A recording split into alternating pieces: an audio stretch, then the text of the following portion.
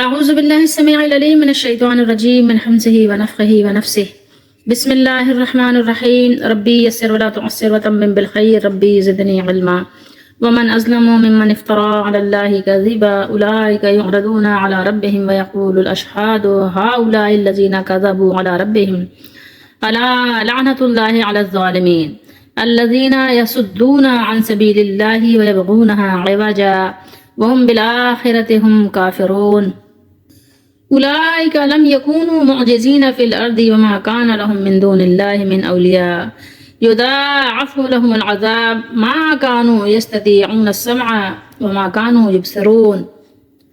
اور اس شخص سے زیادہ ظالم کون ہو سکتا ہے جس نے اللہ پر جھوٹ باندھا؟ یہی لوگ اپنے رب کے سامنے پیش کیے جائیں گے اور گواہ فرشتے کہیں گے کہ یہی وہ لوگ ہیں جنہوں نے اپنے رب پر جھوٹ گڑھا تھا۔ سن لو، ظالموں پر اللہ کی لعنت ہے، وہ جو اللہ کی راہ سے روکتے ہیں اور اس میں کجی ڈھونڈتے ہیں اور وہی آخرت کا انکار کرنے والے ہیں۔ یہ لوگ زمین میں اللہ کو عاجز کرنے والے نہ تھے، عاجز نہیں کر سکتے تھے، نہ کر سکتے ہیں، اور ان کے لیے اللہ کے سوا کوئی حمایتی نہ تھا۔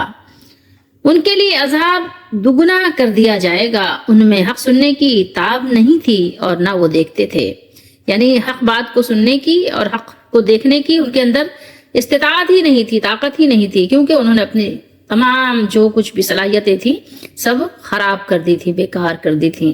جیسے کہ وہ شیشہ ہوتا ہے، آئینہ، جس میں شکل دیکھی جاتی ہے، چہرہ دیکھا جاتا ہے، اگر آپ اس کو زنگ آلود کرتے ہیں تو پھر سب خراب ہو جاتا ہے، کچھ نظر نہیں آتا۔ اسی طریقے سے انہوں نے اپنی صلاحیتوں کو بھی برباد کر دیا، خراب کر دیا۔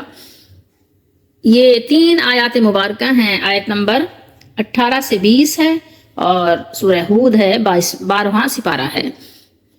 یہاں پر اللہ تعالیٰ اپنی ذات گرامی کے بارے میں جھوٹ باندھنے والوں کے حال کو بیان فرمایا ہے کہ آخرت میں ان لوگوں کو فرشتوں، رسولوں اور تمام جنوں اور انسانوں کے سامنے، تمام مخلوق کے سامنے بے پناہ ذلت و رسوائی کا سامنا کرنا پڑے گا۔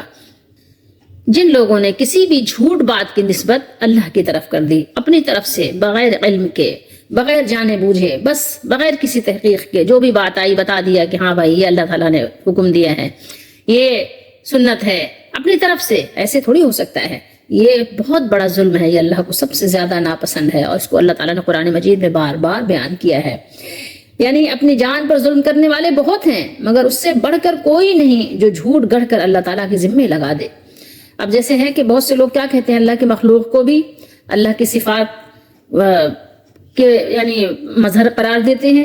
وہ سمجھتے ہیں کہ جیسے اللہ تعالیٰ معاف کرتے ہیں ایسے اللہ کے بندے بھی معاف کر دیں گے تو کام بن جائے گا، اور اللہ کی مخلوق کو خالق کی صفات رکھنے والا قرار دیتے ہیں۔ مثال کے طور پہ آپ بتوں کو لے لیں، بہت سے لوگ بتوں کے بارے میں، بہت سے لوگ ولیوں کے بارے میں، اور بہت سے انہوں نے اپنی مرضی کے جو دیوی دیوتا بنا لیے ہیں ان کے بارے میں یہ سمجھتے ہیں کہ اللہ تعالیٰ کے دربار میں یہ ہمیں معاف کروا دیں گے، اللہ تعالیٰ کے دربار میں یہ ہمیں نجات دلوا دیں گے، یہ ہماری سفارش کر کے اپنی طرف سے نہیں، سفارش تو حق ہے، لیکن آپ نے جس کو چاہا اپنی مرضی سے کہہ دیا کہ اللہ کی بارگاہ میں ہماری سفارش کر کے ہم کو جو ہے بچا لیں گے۔ ایسا کیسے ہو سکتا ہے؟ اور بہت سے لوگوں نے کہا کہ فرشتے اللہ کی بیٹیاں ہیں، اور بہت سے لوگوں نے کہا کہ مسیح عیسیٰ علیہ السلام یا کسی اور کو اللہ کی اولاد یا اس کا حصہ یا ٹکڑا قرار دے دیا، کہ بہت سے لوگ کہتے ہیں کہ نا اللہ کے نور کا ٹکڑا ہے۔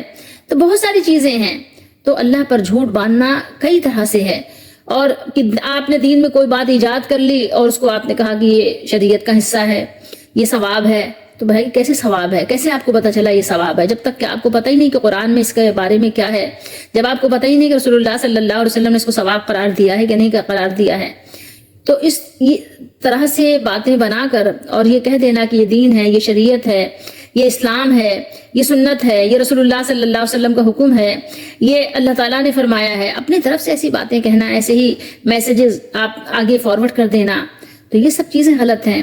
یا یہ کہ کسی کو آپ کہیں کہ فلاں کو غیب کا علم ہے، وہ سب کچھ جانتا ہے، وہ جو بتاتا ہے صحیح ہے، وہ ایسے کیسے ممکن ہے؟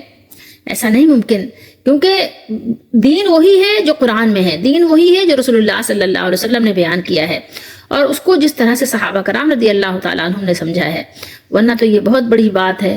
اور آپ کو معلوم ہے کہ بہت سے قرآن پڑھنے والے وہ اپنے آپ پر لعنت بھیج رہے ہوتے ہیں، جیسے قرآن نے یہاں کہا نا کہ ظالموں پر کیا ہے؟ لعنت ہے، یہ الا لعنت اللہ علی الظالمین، تو ظالموں پر اللہ کی طرف سے لعنت بھیجی گئی۔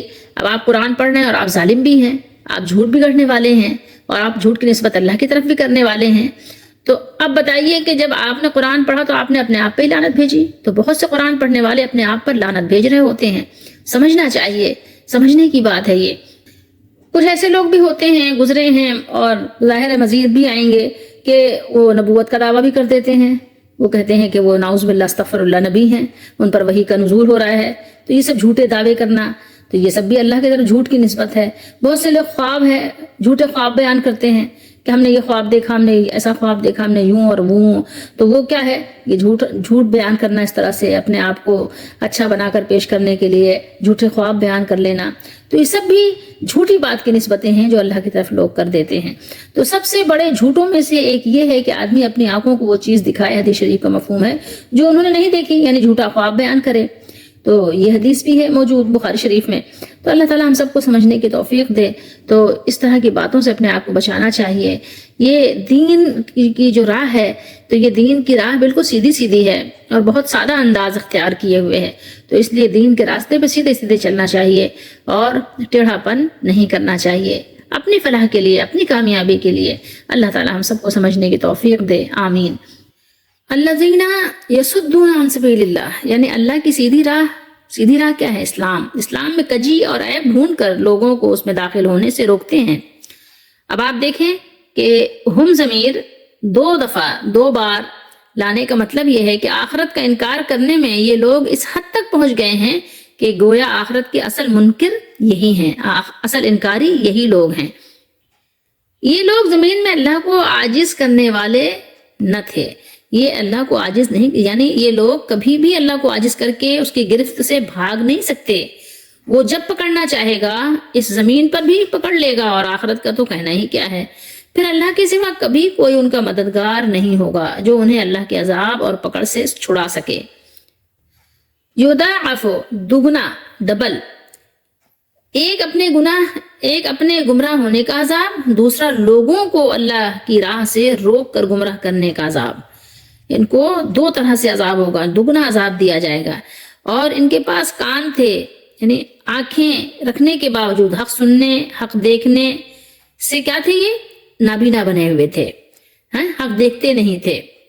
اور ایک معنی یہ ہے کہ انہیں رسول اللہ صلی اللہ تعالیٰ علیہ وآلہ وسلم سے ایسا بغض ہو گیا تھا، اتنا بغض تھا کہ وہ آپ کی بات سن سکتے تھے، نہ وہ آپ صلی اللہ علیہ وسلم کو دیکھنا گوارا کرتے تھے۔ یعنی آپ صلی اللہ تعالیٰ علیہ وآلہ وسلم سے دشمنی پال لی تھی کہ آپ صلی اللہ علیہ وسلم کی بات آئے گی تو سنیں گے ہی نہیں، دین اسلام سے دشمنی پال لی۔ اللہ تعالیٰ ہم سب کو سمجھنے کی توفیق دے۔ تو یہاں سمجھنے کی بات یہ ہے کہ اللہ تعالیٰ کی نافرمانی اور دین اسلام سے کھلی دشمنی کے باوجود اس دنیا کی چند روزہ جو زندگی ہے، اس میں جو اللہ تعالیٰ نے ان کو انعام و اکرام دیا ہوا ہے اور ان کی عظمت و سطوت کا نقارہ بچ رہا ہے اور ان کی شہرت کا چرچا ہے، تو اس کا یہ مطلب نہیں ہے کہ وہ اللہ تعالیٰ سے زیادہ کوئی طاقتور ہو گئے ہیں یا وہ بہت زبردست ہو گئے ہیں۔ نہیں، ایسا نہیں ہے۔ معاملہ یہ ہے کہ ان کو اللہ تعالیٰ نے چھوڑ دیا ہے کہ ٹھیک ہے تم اپنی منمانی کرتے رہو، کر لو۔ ایسا نہیں کہ اگر ہم چاہتے تو ان کے بگڑے ہوئے دماغوں کو نمرود کی طرح درست کروا نہ دیتے، ایسا ممکن، ایسا نہیں ہے۔ اللہ تعالیٰ چاہے تو ایک لمحہ بھی نہیں لگتا، لمحہ بھی، اس میں بھی کچھ وقت لگتا ہے۔ اللہ تعالیٰ تو بس یوں کن کا بادشاہ ہے وہ، اور بہرحال اللہ تعالیٰ چاہے تو لمحوں میں صفحہ ہستی سے مٹا بھی دے، اور اللہ تعالیٰ موقع بھی دیتا ہے۔ تو اللہ تعالیٰ نے ان کو جو موقع دیا ہے، ان کو چاہیے کہ اس میں اپنے آپ کو، اپنے اعمال کو درست کر لیں، ورنہ جب یہ ڈھیل اللہ تعالیٰ کی طرف سے اور مہلت کی گھڑیاں ختم ہو جائیں گی تو پھر وہ ایسا کوئی بھی نہیں ان کو ملے گا کہ اللہ تعالیٰ کے عذاب سے ان کو چھڑا سکے یا بچا سکے۔ اللہ نے ہر ایک کو اپنے قبضے میں لیا ہوا ہے۔ اللہ کے قبضے، اس کے تسلط اور غلبہ اقتدار میں ساری ہیں، اور آخرت سے پہلے دنیا ہی میں اللہ تعالیٰ انتقام لینے پر بھی قادر ہے۔ بلا شبہ وہ انہیں صرف اس دن تک مہلت دے دی ہے، یا اللہ نے دے رکھی ہے، جس میں آنکھیں کھلی کی کھلی رہ جائیں گی۔ جس کو بہت زیادہ مہلت ملے گی تو کب تک کے ملے گی؟ بس اللہ کی عدالت لگنے کے دن تک، اس کے علاوہ تو مہلت نہیں ملنی ہے، موت تک، اس کے علاوہ تو مہلت نہیں ملنی ہے۔ بخاری شریف کی ایک حدیث شریف ہے، رسول اللہ صلی اللہ تعالیٰ علیہ وآلہ وسلم نے ارشاد فرمایا بے شک اللہ ظالم کو مہلت دیے رکھتا ہے حتیٰ کہ جب اسے اپنی گرفت میں لے لیتا ہے تو پھر اسے نہیں چھوڑتا. تو ہمیں اس دن سے ڈرنا چاہیے. اللہ تعالیٰ نے فرمایا کہ ان کو دگنا عذاب دیا جائے گا. تو ان کو دگنا عذاب اس لیے دیا جائے گا، اللہ تعالیٰ نے ان کو ساری صلاحیتیں دیں، کان دیے، آنکھیں اور دل سب کچھ دیا، مگر کان، آنکھیں اور دل ان کے کچھ کام نہ آئے، بلکہ حق سننے سے یہ بہرے بنے رہے، حق کی اتباع کرنے کے بجائے یہ نابینا بنے رہے. جیسا کہ اللہ تعالیٰ نے ان کے جہنم میں داخل ہونے سے متعلق کیا فرمایا، وَقَالُوا لَوْ كُنَّا نَسْمَعُ وَنَعْقِلُ مَا كُنَّا فِي أَصْحَابِ السَّعِيرِ. سورہ ملک میں ہم پڑھتے ہیں نا، اور وہ کہیں گے کہ اگر ہم سنتے یا سمجھتے ہوتے تو دوزخیوں میں نہ ہوتے. تو اللہ تعالیٰ ہم سب پر رحم فرمائے. جن لوگوں نے کفر کیا اور لوگوں کو اللہ کے راستے سے روکا، ہم ان کو عذاب پر عذاب زیادہ دیں گے. اللہ تعالیٰ ہمیں اپنے عذاب سے بچائے. تو ہر اس حکم کی وجہ سے جسے انہیں ترک کر دیا، اور اس یعنی رکاوٹ ممانعت کی وجہ سے جس کا انہوں نے ارتکاب کیا ہوگا، انہیں عذاب دیا جائے گا. اور یہ ہے کس کے لیے؟ کفار و مشرکین کے لیے.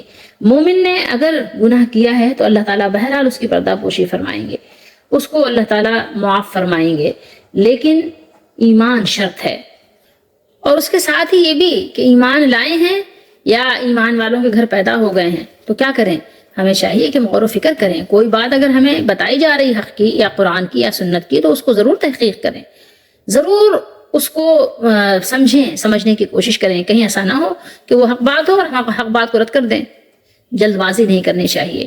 دین کے معاملات میں بہت ٹھنڈے دماغ سے غور و فکر کے ساتھ بیٹھ کر تنہائی میں لوگوں سے یعنی مذاکرے کے ذریعے سے بات چیت کر کے دین کو سمجھنے کی بھرپور کوشش کرنی چاہیے. اللہ تعالیٰ ہم سب کو دین سمجھنے کی توفیق دے، کیونکہ اللہ کا عذاب کوئی معمولی بات نہیں ہے کہ جو انسان برداشت کر سکے. یہ انسان برداشت نہیں کر سکتا. تو اللہ تعالیٰ ہم سب کو اپنے عذاب سے بچائے، اور بے شک اللہ تعالیٰ بچائیں گے ہر اس شخص کو جو بچنا چاہے گا، کیونکہ اللہ تعالیٰ کسی کے ساتھ ظلم کرنے سے پاک ہیں.